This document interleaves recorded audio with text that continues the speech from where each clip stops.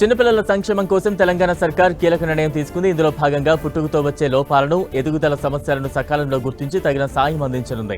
ఇందుకోసం బాల భరోసా అనే వినూత్న కార్యక్రమాన్ని ప్రారంభించింది. పుట్టక నుంచి 5 సంవత్సరాల వయసు గల పిల్లల సమగ్ర అభివృద్ధిని లక్ష్యంగా పెట్టుకుంది. రాష్ట్రంలోని 5 ఏళ్లలోపు చిన్నారుల ఆరోగ్య సంరక్షణ కోసం రాష్ట్ర ప్రభుత్వం బాల భరోసా పథకాన్ని ప్రవేశపెట్టింది. ఈ పథకం ద్వారా 5 ఏళ్లలోపు పిల్లలకు ఉచిత వైద్య పరీక్షలు, చికిత్స, అవసరమైతే శస్త్రచికిత్సలు అందించనున్నారు. ఈ పథకం ద్వారా పేద, మధ్యతరగతి కుటుంబాలపై వైద్య ఖర్చుల భారం తగ్గనుంది. చిన్నారుల్లో ఎదుగుదలలో లోపాలు, న్యూరో డెవలప్మెంటల్ సమస్యలు, శారీరక బలహీనతలను ముందస్తుగా గుర్తించి సకాలంలో తగిన జోక్యాలను అందించడానికి రాష్ట్ర ప్రభుత్వం బాల భరోసా పథకాన్ని ప్రారంభించింది. బాల భరోసా పథకం కింద 5 సంవత్సరాల వయసు లోపు గల పిల్లలందరికీ సమగ్ర స్క్రీనింగ్ నిర్వహిస్తారు.